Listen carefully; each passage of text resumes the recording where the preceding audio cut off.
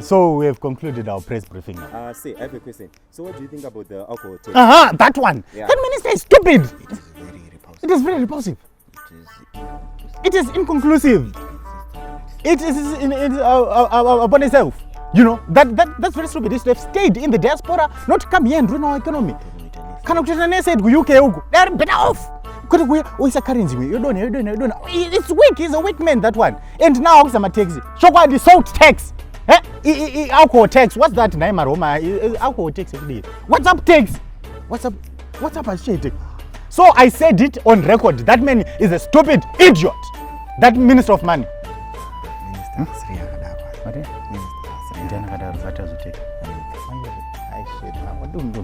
Say, are you going to apologize for that statement? Say. Are you going to apologize?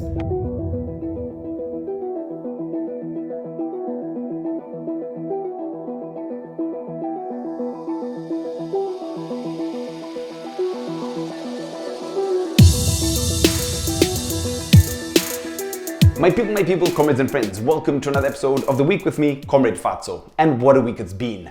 Botswana wants to regularize undocumented Zimbabweans, the Mauritius ruling party just lost power, and does the government want to tax you for running a WhatsApp group? But first, this. President of the Republic of Zimbabwe, His Excellency Dr. Emerson Mnangagwa.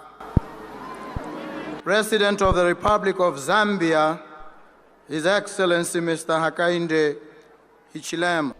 How dare they boo our leader? I'm sure ED wasn't happy hearing HH from Zambia getting all the cheers. That annoying democratically elected leader. I've discovered who was behind the boos. These guys. They must have been plotting it when they got together in Gaborone for the inauguration. I guess ED remembered to pay for the private jet, dozens of unnecessary officials, and my wellies to greet him at our airport. But he forgot to send my zip code to Bots to bus his supporters there to cheer him in the stadium. Hula 1, Zig 0. Things seem to be really changing in Botswana at the moment. The new prez, Duma Boko, even said that he wanted to regularize undocumented Zimbabwean migrants. I mean, at a time when we've got a guy elected to the White House who wants to kick out all the immigrants, it's good to get a bit of positive news in the world. They do the jobs that would otherwise not get done, said President Duma Boko. So what we need to do is to formalize, have a proper arrangement that recognizes that people from Zimbabwe are already here. Managing the influx of immigrants from Zimbabwe. Because they come in and are undocumented, what they then do is they live outside the law and they commit crimes, and this breeds resentment. So what we need to do is to formalize.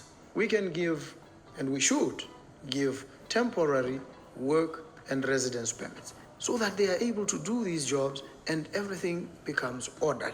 Meanwhile, here in Zimbabwe, we have Nick Mangwada, who is working hard to create undocumented Zimbabweans. 120 user for a passport that doesn't work without a visa. Work like a student. Hello guys. Hello guys.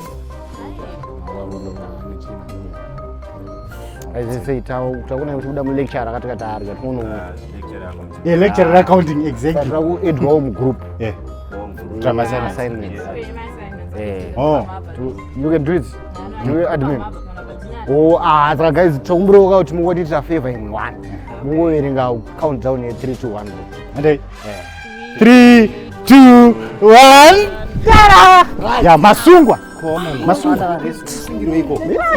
Admin, money license. Regular WhatsApp group admin. Yeah, ignorance is not an excuse. Zvekuti amusima group admin basi ukabatwa pari kubhemwa mbanje newo accessory to that wakabatwa why is that? No. Wait. WhatsApp group admin license. Parukupisa. It's been a week of Jack Reverse, as 3 ministers have taken turns to clear their names from Kia policy announcements. First, Zimbos were up in arms after hearing that the government wanted to introduce license requirements for admins of private WhatsApp groups. ICT Minister Tatenda Mawetera quickly distanced herself from the statement, saying, fake news. Hanzi, This claim is not applicable, especially to players who do not collect or process personally identifiable information, PII, for commercial or business use. What counts as PII, you ask? Basically, 4 numbers. Saka the Harare dating scene is gonna take some hits. Next up was the Minister of Finance, Mthuli Texas Ranger, who was facing Parliamentary Youth Caucus pressure to put a tax on alcohol. Mthuli was like, Aiwa, Padoro. Oh, I mean, let the people get drunk. You know, Mthuli nomics. My guy, you think we'll like you less if you approve this? You already introduced a tax on the povo when they are spending their own money. We already don't like you. Busy trying to fund your trip to Turkey 2% at a time. Local government minister Garwe also didn't want to miss out on the It's Not Me week and distanced himself from the Belvedere house demolitions, ordering an immediate stop to further Murambatrina activities. Zanu-pf definitely doesn't have anything to do with these illegal land sales. Well, unless you figure out who the land baron is behind it all.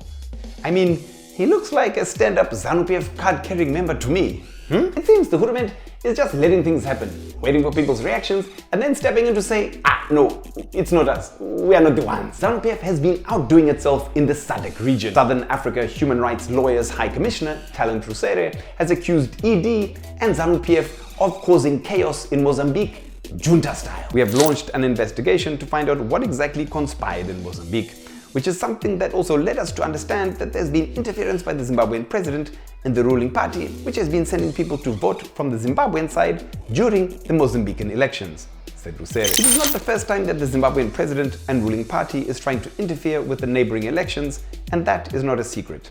We have some videos where Zimbabweans were given voter IDs to vote for Frelimo and testified in those videos that they had voted for Frelimo. Diaspora vote?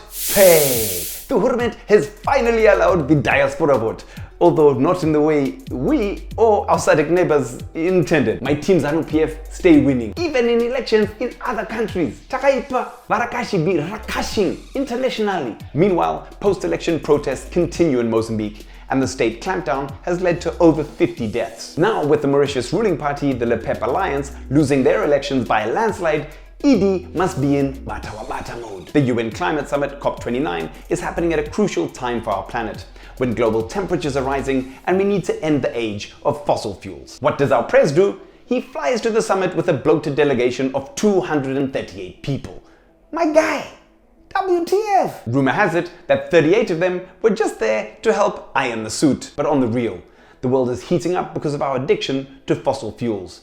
We need COP29 to deliver on giving climate finance to poor countries in the global south. It's estimated that poor countries will need $1 trillion a year to help us cut greenhouse gas emissions and to cope with extreme weather events. And it's your rich countries and polluting fossil fuel companies who need to pay up.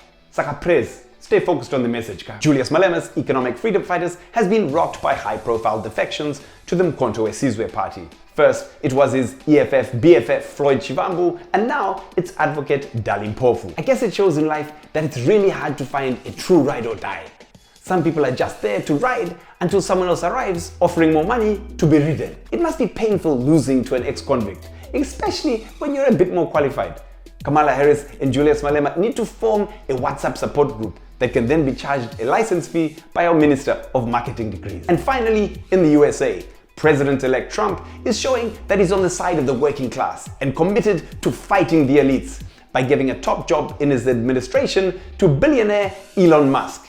The far-right conspiracy theorist, who also happens to own the social media platform X that helped to get Donald Trump elected, will now be in charge of the Department of Government Efficiency, DOGE. Musk has literally come up with the idea of this new department from a meme of a dog with Comic Sans text on it. Musk will be in charge of slashing wasteful spending on unnecessary things like people's healthcare and pensions, and will also be in charge of restructuring federal agencies that are supposed to provide oversight over the very businesses that Musk owns, like Tesla, X, and SpaceX.